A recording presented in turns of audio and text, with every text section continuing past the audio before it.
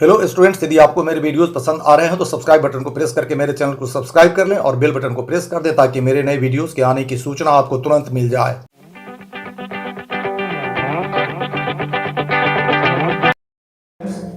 मेरे YouTube channel पर आप सबों का बहुत बहुत स्वागत है। अभी हम नरेशन के जनरल रूल्स की चर्चा शुरू किए हुए हैं। तो नरेशन के 4 जनरल रूल्स को हम लोगों ने देखा है। आज 5वां रूल अर्थात 5th रूल आज हम देखते हैं, जिसमें हमने बताया था कि वर्ब के टेंस के अलावा प्रोनाउंस में भी आवश्यकतानुसार चेंजेस होते हैं और कुछ और पार्ट्स ऑफ स्पीच में भी आवश्यकतानुसार चेंजेस होते हैं। इन चेंजेस को भी पहले हम समझ लें, तब हम डिफरेंट टाइप्स ऑफ सेंटेंसेस की चर्चा करेंगे और उनमें स्पेशल रूल्स क्या काम करते हैं इनकी भी हम चर्चा करेंगे। लेकिन जैसा कि हमने बताया था कि आगे जितने भी पॉइंट्स की हम चर्चा करेंगे, सेंटेंसेस की चर्चा करेंगे या स्पेशल रूल्स की चर्चा करेंगे, उन सबों के रूट में सबसे महत्वपूर्ण पार्ट हमारा एक जनरल रूल्स होता है। इसलिए जनरल रूल्स को आपको बहुत अच्छे ढंग से मैनेज करना है, तैयार करना है, समझना है और तभी स्पेशल रूल्स को समझते हुए आप नरेशन से संबंधित प्रॉब्लम्स पर काम कर सकते हैं। तो आज हम नरेशन का या स्पीच का रूल 5 लेकर चलना चाहेंगे। इस रूल 5 में अब हम ध्यान दें तो जैसा कि हमने बताया कि कुछ और पार्ट्स ऑफ स्पीच में भी चेंजेस होते हैं।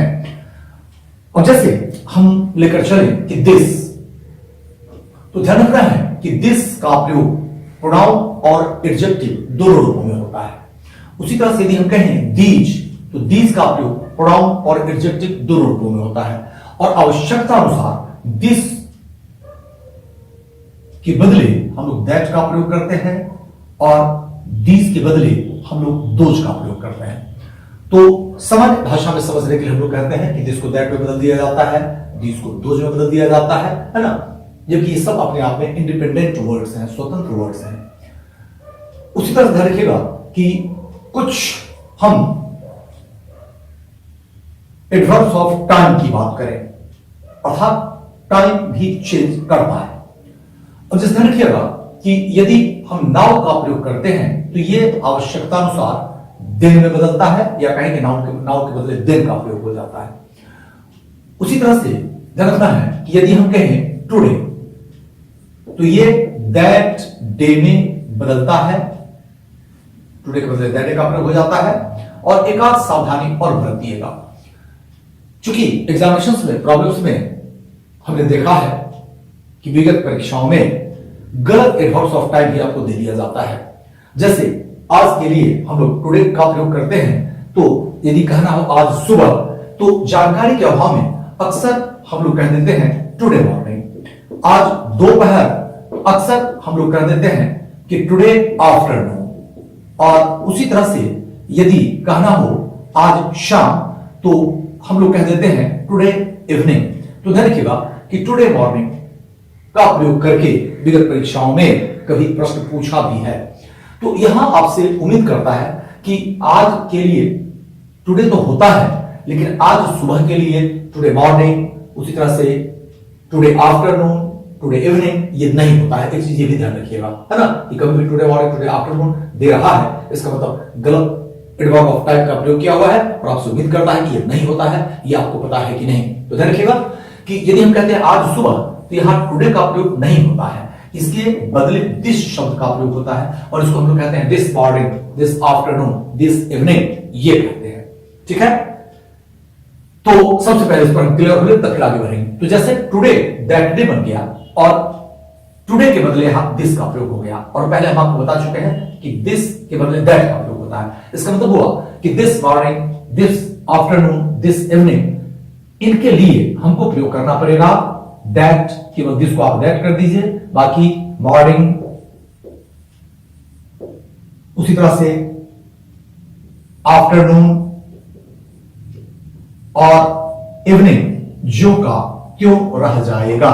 ठीक है, तो दिस मॉर्निंग के बदले हम दैट मॉर्निंग का प्रयोग करेंगे, दिस आफ्टरनून के बदले दैट आफ्टरनून का प्रयोग करेंगे और इसी तरह से दिस इवनिंग के बदले दैट इवनिंग का प्रयोग करेंगे। फिर ध्यान रखना है कि जैसे हम कहते हैं आज रात, अब इसको भी समझ लीजिए, क्योंकि इतना व्यापक रूप से जनरली ग्रामर की किताबों में आपको रेफरेंस हर जगह नहीं मिलता है ना। ये जानकारियां जो मैं दे रहा हूं ये निश्चित रूप से बहुत सारी किताबों के अध्ययन के पश्चात जो मैंने सीखे हैं उस आधार पर मैं दे रहा हूं। किसी एक किताब में इकट्ठे ये सारी जानकारियां जल्दी आपको नहीं मिलेगी, ठीक है। और इस तरह ध्यान रखिएगा, यदि हम कहते हैं आज रात तो इसके लिए फिर नहीं होता है टुडे नाइट, ये भी ध्यान रखना है, ठीक है। इसको हम लोग सीधे कहते हैं टू नाइट, ठीक है। तो न तो यह टुडे नाइट होता है और न ही यह दिस नाइट होता है, इसको हम लोग टू नाइट कहते हैं। तो टू नाइट को भी क्लियर है कि हम लोग चेंज कर देंगे किस रूप में, दैट नाइट के रूप में, ठीक है। तो टू नाइट को हटा देंगे या कहेंगे टू नाइट के बदले दैट नाइट का प्रयोग करेंगे। तो ये टुडे से संबंधित बात हुई। चलिए कुछ और बात हम बता दें, जैसे दिस का प्रयोग हमने किया और हमने कहा कि दिस के बदले दैट का प्रयोग होता है।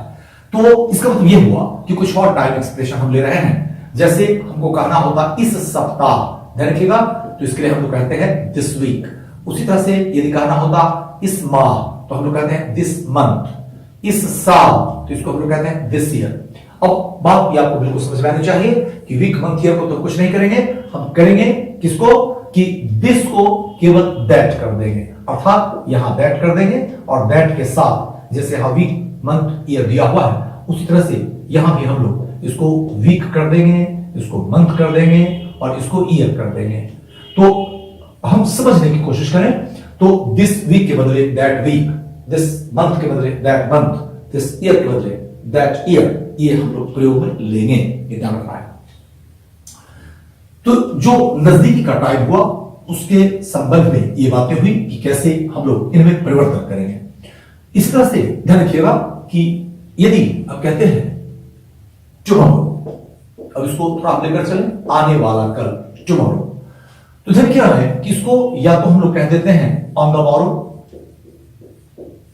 या इसको हम लोग सीधे कह देते हैं द नेक्स्ट डे, ये हम लोग इसको कह देते हैं ऑन द मॉरो या द नेक्स्ट डे। और ध्यान रखना है कि यदि खुद नेक्स्ट शब्द हो तो नेक्स्ट को हम लोग चेंज करते हैं, ये कहें कि नेक्स्ट के बदले हम लोग इस्तेमाल कर देते हैं द फॉलोइंग, द फॉलोइंग, ठीक है, फॉलो करने वाला, आने वाला, ठीक है। तो अब नेक्स्ट का प्रयोग हम लोग कब कर रहे हैं इसको थोड़ा समझ ले। ये फ्यूचर टाइम को इंडिकेट करेगा, नेक्स्ट वीक है ना, इसका मतलब हुआ अगला सप्ताह अर्थात आने वाला, ठीक है। इसी तरह से हम कर सकते हैं कि नेक्स्ट मंथ, नेक्स्ट ईयर, ठीक है। कोई भी प्रयोग हम करें, हम कहें नेक्स्ट बर्थडे, है ना, कोई भी इस तरह का प्रयोग यदि आप करते हैं तो इसका मतलब यह होता है कि इस नेक्स्ट को हटाकर इसके बदले हमको इस्तेमाल करना पड़ता है द फॉलोइंग। और सामान्य ढंग से समझने या समझाने के लिए हम कह देते हैं कि नेक्स्ट को द फॉलोइंग में बदल दो, जबकि नेक्स्ट अलग शब्द है, फॉलोइंग अलग शब्द है, ठीक है। समझने के लिए सब बात हम लोग कह देते हैं। तो ये बन जाएगा the following week, the following month, उसी तरह से यह बन जाएगा द फॉलोइंग ईयर। तो नेक्स्ट से बना हुआ कोई भी प्रयोग हो तो सीधा ध्यान रखना है कि वह द फॉलोइंग के साथ चेंज करेगा और वीक मंथ ईयर जो भी बाद में शब्द लगा हुआ है वो आपको इस्तेमाल वहां हो जाएगा। फिर हम चले गुजरा हुआ समय, वो आमतौर पर जैसे हम कहते हैं यस्टरडे, तो यदि हम यस्टरडे कहते हैं तो ध्यान रखिएगा इसका सामान्य परिवर्तन हम लोग कर देते हैं द प्रीवियस डे के रूप में, यस्टरडे द प्रीवियस डे। और यदि कहना हो कल सुबह तो आमतौर पर हम लोग इस यस्टरडे को हम रिटर्न करते हैं और कहते हैं यस्टरडे मॉर्निंग, है ना, यस्टरडे आफ्टरनून, यस्टरडे इवनिंग, ये प्रयोग हम लोग यहां करते हैं। तो क्लियर है कि ये सब द प्रीवियस के साथ ही चेंज करेगा और इस तरह से यह बन जाएगा कि the previous morning, the previous afternoon, the previous evening. ठीक है, तो इस तरह से इसमें एक परिवर्तन होता है। लेकिन ध्यान रखिएगा कि जैसे यदि हम कहें कल रात, गुजरी हुई रात, तो उसके लिए हम लोग यस्टरडे नाइट नहीं कहते हैं, ये सब सावधानी बरतिएगा। तो गुजरी हुई रात, सबसे पहली सावधानी क्या बरतनी है कि यह नहीं कहलाता है यस्टरडे नाइट। आपको इस यस्टरडे को हटाकर और यह इस्तेमाल करना पड़ेगा लास्ट नाइट।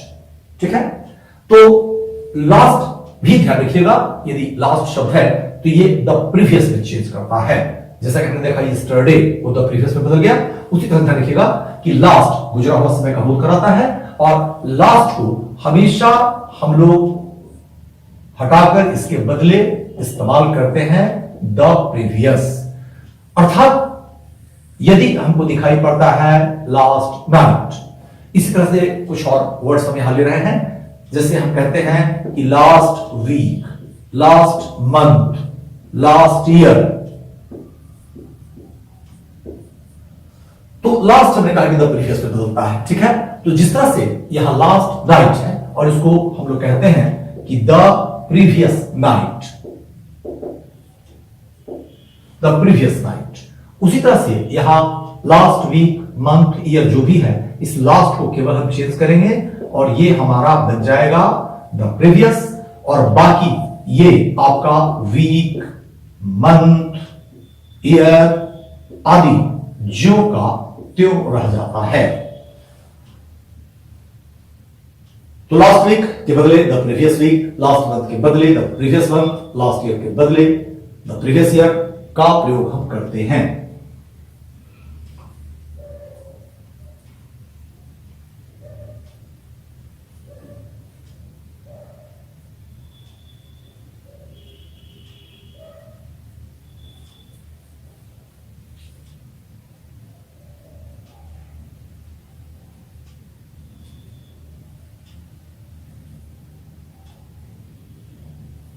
इसी तरह से ध्यान रखिएगा कि यदि अगो है तो इसके बदले हम लोग बिफोर का उपयोग करते हैं। अगो पास्ट टाइम को निरूपित करता है, ध्यान रखना है, कभी हम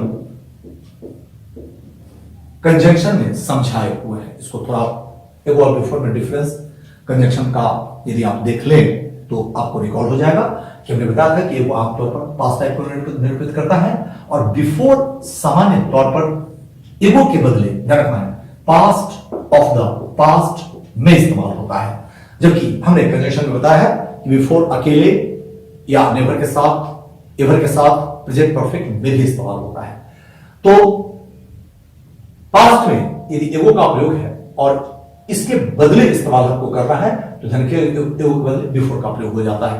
लेकिन यहां भी आमतौर पर लोग गलतियां करते हैं कि एगो को जो का तो छोड़ देते हैं यदि भी जहां उसको बिफोर में बदल जाना चाहिए।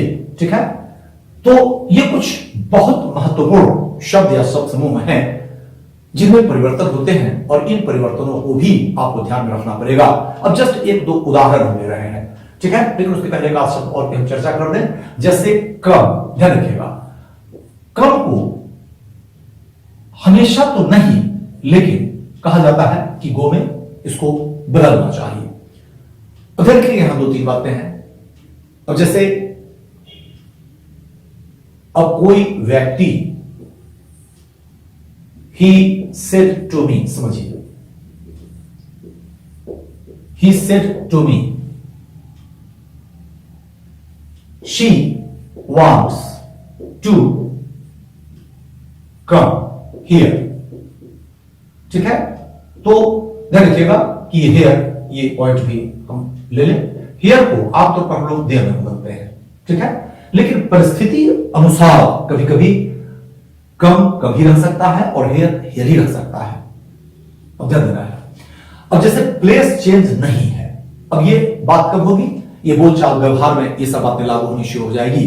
आपके एग्जामिनेशन के पेपर में यदि दिया जाए तो हम लोग कम को निश्चित रूप से गो में बदलेंगे और हियर को हम लोग निश्चित रूप से देर में बदलेंगे। ठीक है, लेकिन हमने कहा कि बोले कि he said to me she wants to come here. अब कोई व्यक्ति हमको इस जगह पे रिपोर्ट करता है, हमको ये इस जगह पे बताता है, ठीक है, स्थान यही है, और इसी जगह पे कोई हमसे व्यक्ति बात करता है, और बात करने के बाद में मान लीजिए कि वह अभी नहीं है, हम इसी जगह पे किसी दूसरे से बात करना चाहते हैं, तो स्वाभाविक है कि शी के यही आने की बात हम करेंगे, और शी के कम और हियर के जो शी के लिए प्रयुक्त वर्ब या एडवर्ब है उसको हम यहां चेंज नहीं करेंगे, ठीक है। तो ऐसी परिस्थिति में हमको सीधे कहना पड़ेगा कि he told me that she wanted to come here। अगर हमने कहा यदि प्लेस चेंज नहीं है तो सीधी बात है कि इसी प्लेस की बात हो रही है और यही आने की बात हो रही है, तो इस कम को हम न गो में बदलेंगे और न हियर को हम देयर में बदलेंगे, ठीक है। जब हमने कहा कि प्लेस नॉट चेंज्ड, ध्यान रखिएगा ये सब बहुत बारीकी की बात हो जाती है। प्लेस नॉट चेंज्ड, लेकिन आमतौर पर अब आपको पता नहीं है कि प्लेस चेंज है नहीं है, क्वेश्चन एग्जामिनेशन पेपर के लिए ये चीज दिया जा रहा है, तब ध्यान रखिएगा कि हम लोग टू कम को गो कर देंगे और हियर को देयर कर देंगे। इसलिए हमने कहा कि कभी कभी चेंज नहीं होता है, वो परिस्थिति पर निर्भर करता है, लेकिन वो बहुत बारीक परिस्थितियां होंगी जिनको बहुत बारीकी से आप समझिएगा, तब विशेष भाषा का और आपको पकड़ और आपको समझ आएगा, है ना। तो भाषा में बहुत सारी चीजें ऐसी इस्तेमाल हो रही हैं, ठीक है, जो हर चीज को रूल में बांध देना संभव नहीं होता है, इसलिए मोटा मोटी चीजें हैं जो आपको बताई जाती है, और जब भाषा का लैंग्वेज का सेंस आपको डेवलप करना शुरू हो जाता है तो आप खुद समझना शुरू कर लेते हैं कि किस तरह का फीलिंग है, किस तरह का भाव है, और उस भाव के लिए हमको किस तरह से लैंग्वेज लेकर आगे बढ़ना चाहिए। तो एक रास्ता आपको केवल बताया जाता है, लेकिन लैंग्वेज की फीलिंग को केवल रूट के माध्यम से एक्सप्रेस कर दिया जाए या उसके माध्यम से सारी चीजों को समझा दिया जाए, ऐसा संभव नहीं होता है।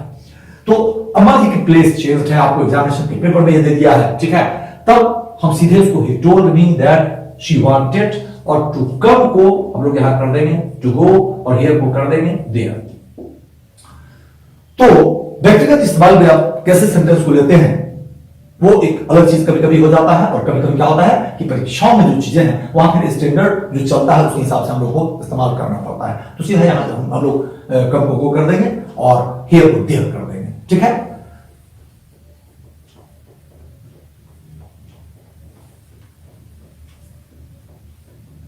तो एक आध एग्जाम्पल और इन्हीं में से एक आध शब्द को लेकर हम आपको केवल दे देते हैं, थोड़ा सा इन रूल को ध्यान रखिएगा, केवल हम समझने के लिए समझाने के लिए आपको कुछ बात कर रहे हैं। जैसे राम सेठ,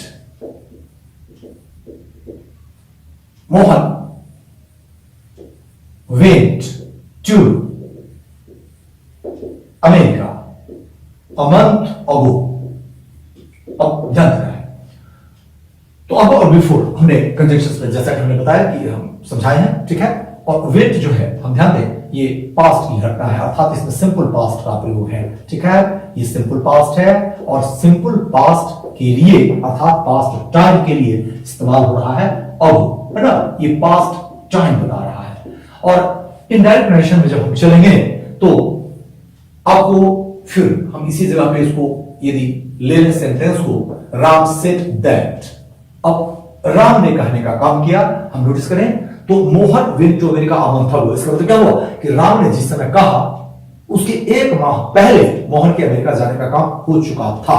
तो राम के लिए सिंपल पास्ट का वाक्य होगा, लेकिन रिपोर्टर के लिए ये सब चीज हम पिछले क्लास में पिछले लेक्चर में समझाए हुए हैं कि यहां जो है रिपोर्टर के लिए स्थिति क्या हो रही है कि ये पास्ट नहीं रह गया है, ये रिपोर्टर के लिए बन चुका है पास्ट ऑफ द पास्ट, यदि रिपोर्टर अपनी भाषा में इसको सुनाना चाहता है तो, अन्यथा रिपोर्टर एक ये भाषा इस्तेमाल कर देता है, डायरेक्ट नरेशन में आपको बता दिया, अब वो अपनी भाषा इस्तेमाल करना चाहता है। तो ऐसी स्थिति में ये रिपोर्टर क्या करेगा कि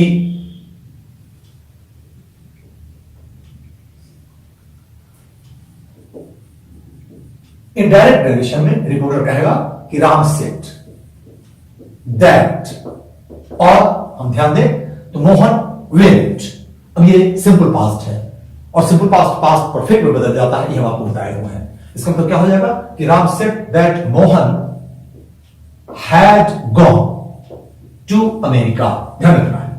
और गलती हम लोग कहां कर जाते हैं कि चूंकि सामान्य प्रयोग अमंत, अगो, अवीक, अगो, है ना, आदि पूरा हम लोग के दिमाग में सेट रहता है, सामान्य प्रयोग यही होता ही है।